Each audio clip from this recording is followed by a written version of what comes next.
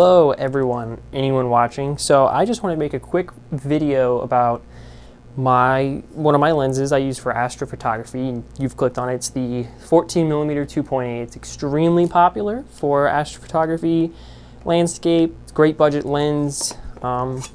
This particular version is the Samyang 14mm, and I've got it mounted here onto my A7R II using just a dummy photodiox adapter.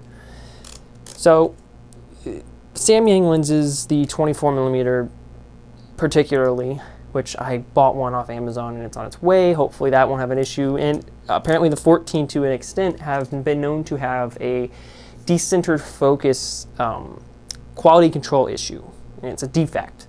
Essentially, one of the lens elements is slightly off in some direction, and what that results in is your focus not being right corner to corner. The focus plane is sort of shifted, right? And I use this lens for astrophotography, and it's particularly noticeable when your corners are bad because you've got a high contrast area. You know, stars are a bright point of light, point source against a dark background. And when things aren't right, you notice. If you've got coma, astigmatism, chromatic aberrations, it's very obvious. These lenses aren't the best in the first place, but I got this for $205 on eBay, so they're usually great value. So I was suspecting that my copy was bad. I'll show a picture on screen now from a state park in my area, about an hour away. I just wasn't pleased with these corners. I was not happy with them. The corners, especially the top corners, particularly top left, was just smeared. The stars, no matter what I did. I had this on a star tracker for 3 minutes in this particular shot. And the middle is fine, it looks good. I shot at f4.5, I believe. It was f4, and then I shifted a little bit past f4 to the between f4 and f5.6. That's where I shot for 3 minutes on my star tracker on my 6D, not the A7R II. And the corners look bad no matter what I did, even at 30 seconds. So it's not a tracking issue. That's when I got curious. So I got on Adorama, I found out about the defect, and I ordered myself a new copy. Well, it's not new. It was actually open box, which could be an alarm because perhaps that meant somebody sent it back immediately after they tested for a defect. But this one is the Rokinon not the SP. Excuse me, it is the Series II of this lens. This lens came out, I think, 2019. August 2019, they announced these, and it's the same lens internally, except for more aperture blades. Really, the only improvements are the build quality. There's a weather sealing ring. So the rubber weather sealing ring, the build quality is a lot better. Trust me, it feels really premium. It's actually nice. The focus ring's rubberized quite nicely. There's a focus lock ring, so once you get your focus out there in the field, particularly useful for me in astrophotography, I can focus it, lock this guy down, and put a lens warmer on here without messing up the focus. So even just that alone is an upgrade. Declickable aperture, you know, all the good stuff, and it does have more aperture blades, 9 instead of 6. Other than that, the optics are the exact same. It's the same lens, just creature comforts, quality of life updates. So I was hoping, because this is newer, it was manufactured more recently, perhaps the quality control is a little bit under control, a little bit better and improved, and I would also get a better copy of the 14mm 2.8 anyway. I would get a better copy without decentering and all the improvements. So this was $279 on Adorama's used. I got the other one for $205 on eBay. This does have a 30-day warranty. This doesn't. And this is the bad copy. So let's get over onto the computer and compare the images I took. Okay, so here we are in Lightroom Classic. And I've got the files renamed. So if you see S2, that is the Series II lens. And I just set this up in my sister's room in our basement and took some test shots. And I locked the focus after I got it on the S2 lens, the Series II. And I checked focus each time I mounted the original.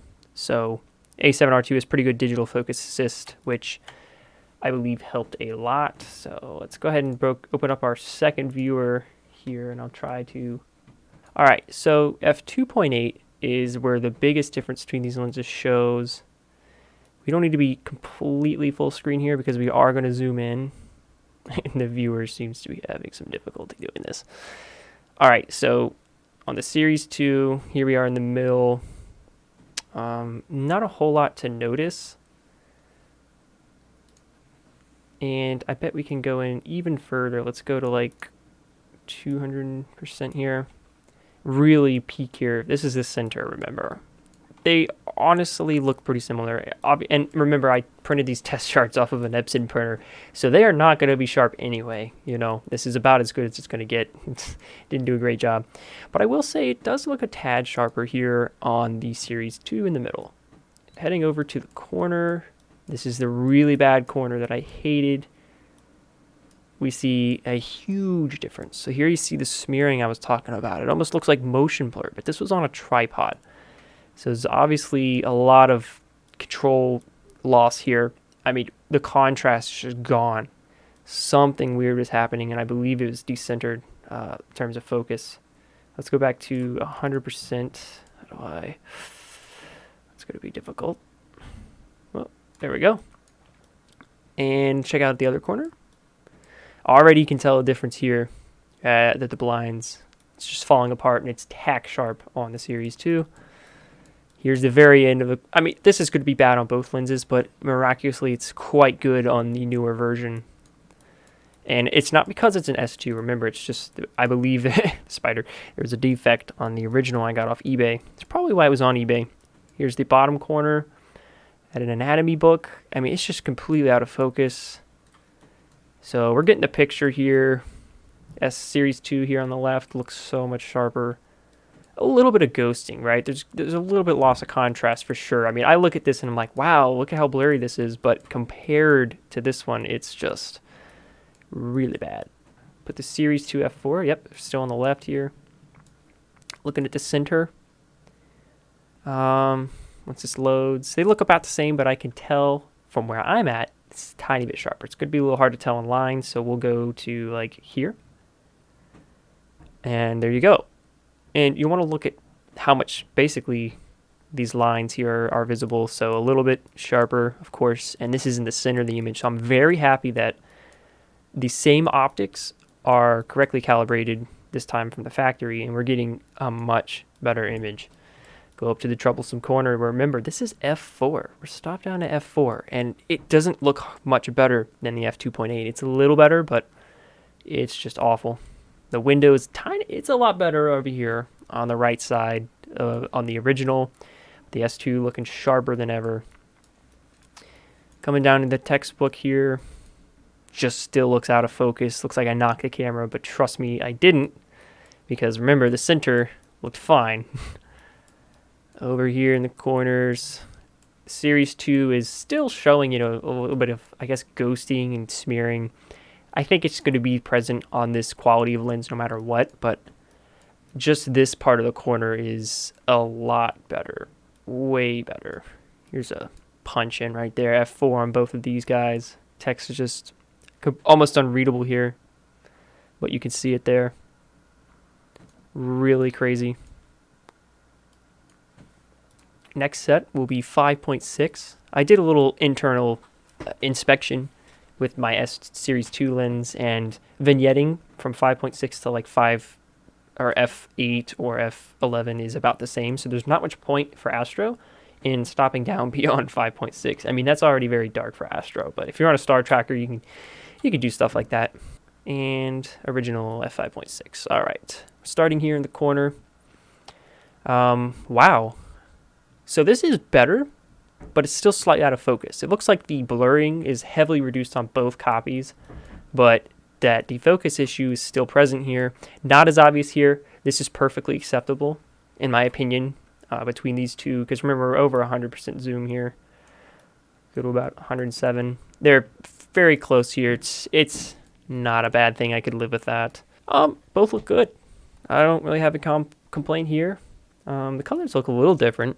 A little warmer on the new one, but yeah, I might have auto white balance on, which is kind of a mistake, but coming down to this corner of the textbook, it's definitely looking better on the old version, but still it's not going to be quite as good. I mean, look at the text at the top, instructor's review copy. I mean, it looks so much sharper on this Series 2 lens. And again, nothing new here. Heavy distortion and vignetting, but sharpness is just incredible difference.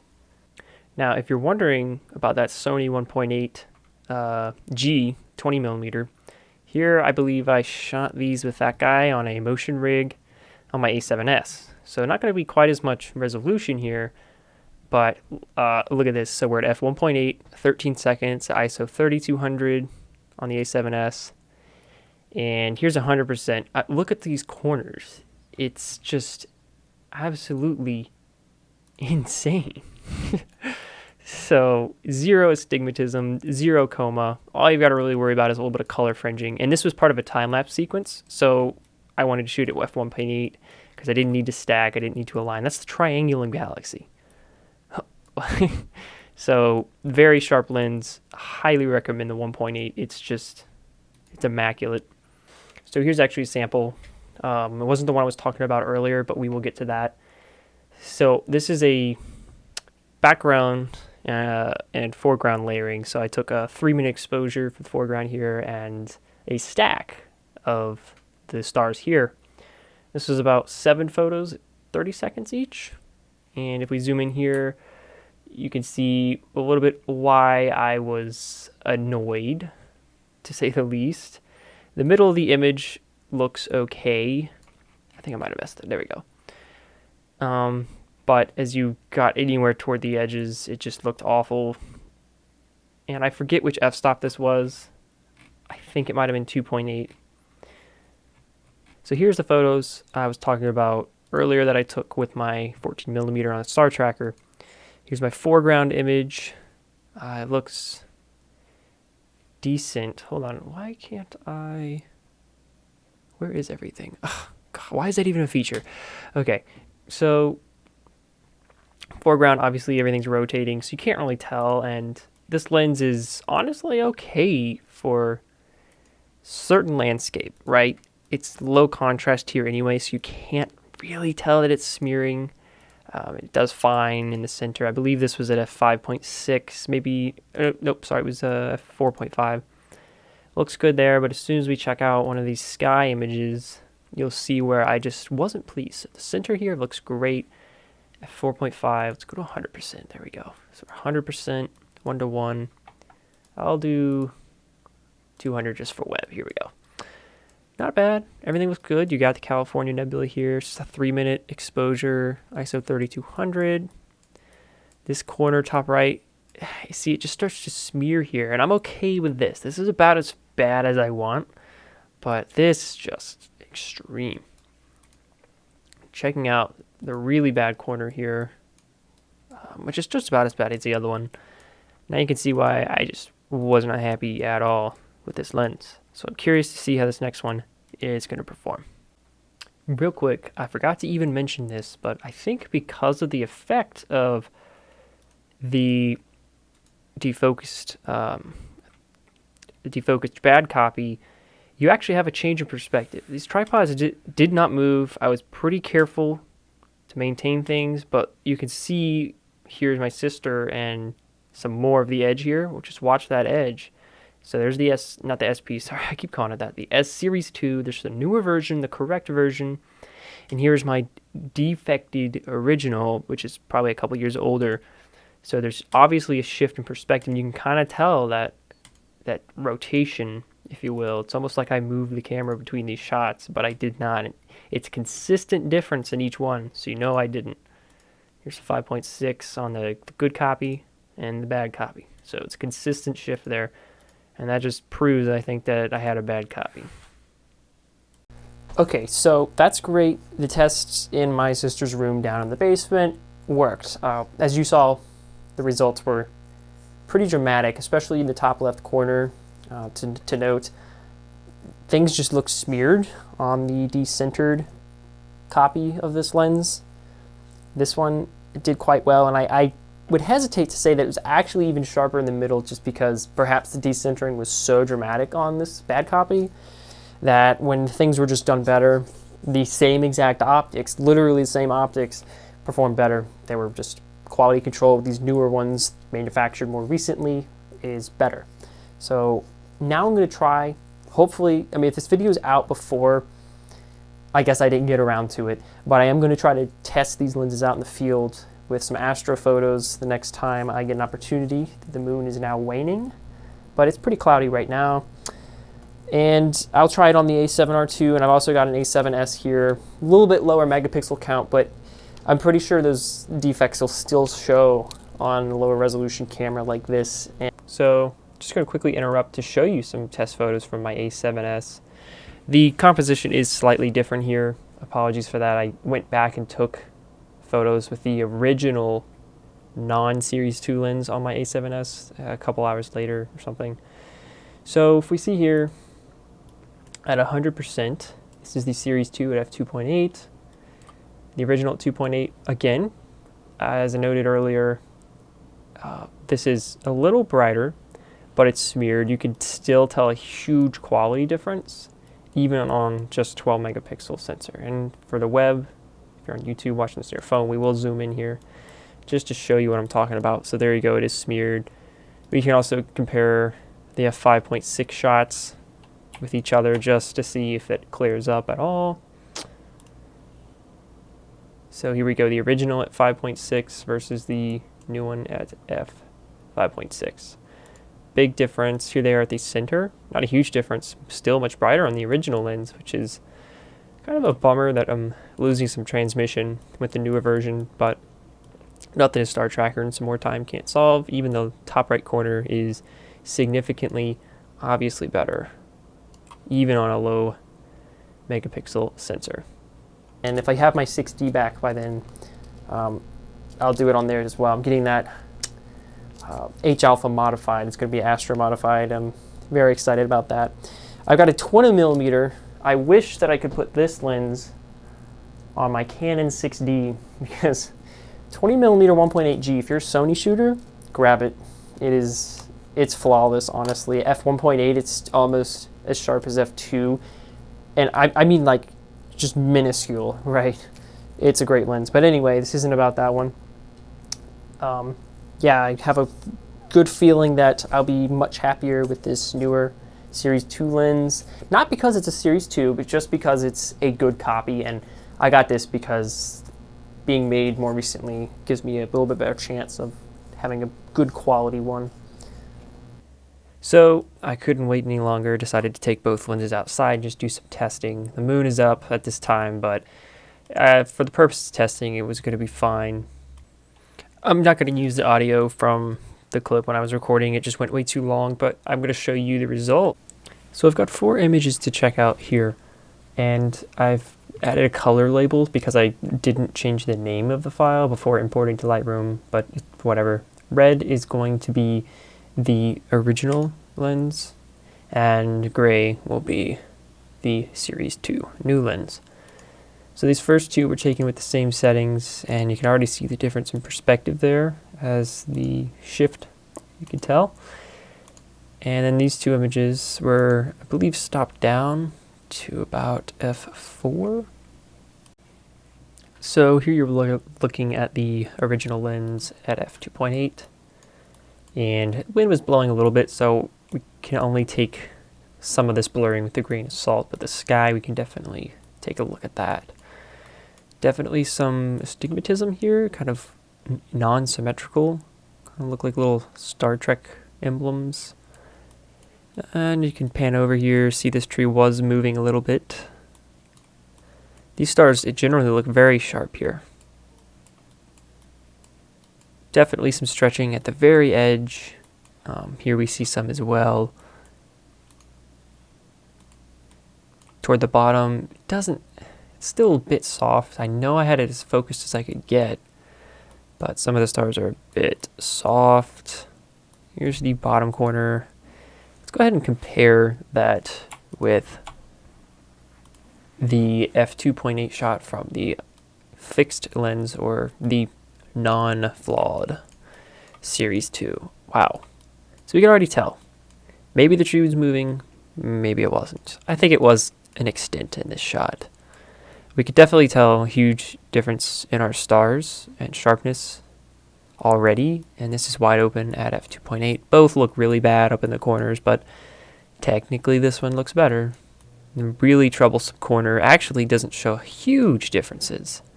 I mean, this one star is still just really big and problematic. Definitely still some coma and astigmatism with the new lens, but the sharpness is still drastically improved and is better in areas like this. So yeah, these are much sharper, and these are still displaying quite a bit of that winging astigmatism. Coming into the center of the image, we can still tell a difference, even though we're at the center. The new copy doesn't have that defect, and it's just sharper in general. Bottom left corner, if you're interested. Honestly, it almost looks better on the previous version, which is interesting. Okay, so here we are at the f4 shot. We'll start in the middle. Vignetting on the new copy actually looks maybe a bit worse, and that's interesting. Here's the center. Very sharp on the Series II copy. Very sharp stars. Coming up to the corner, see a little bit of, definitely not as sharp now. Really bad on the previous version here. Neither are great in the corners. It's the bottom left. Here's the building. Both about the same, maybe a tad sharper on the Series II. And here's our top right corner. Way better on the Series II lens. Much, much better. I mean, obviously we're looking at the extreme edges, but just coming into this part of the frame, we could tell a massive difference. Well, in conclusion, once you get these things under the stars, the high contrast is challenging to both, needless to say. It's tough on both of them. I won't really have a definitive answer till we get out there in our dark sky at a good location, clear night, which I'm very excited to do, even though it looks like I'm ready to go inside. But yeah, much happier with the new one, new version. It's made correctly, it's performing well, and the focus lock is a big deal, like really big deal. Just creature comfort, declickable aperture ringer if you're into that. I won't be using that for astro really, just because it's easier to feel the tactile clicks at night, even if there's a nice in-between setting, I just prefer to feel the clicks. The aperture ring actually feels smoother than these other older Rokinons as well. Yeah, I'll see you out there on a good night. I'm pretty excited to get out there. I'm hopefully going to do a shoot at a radar tower, and cross my fingers that they don't have exterior lighting.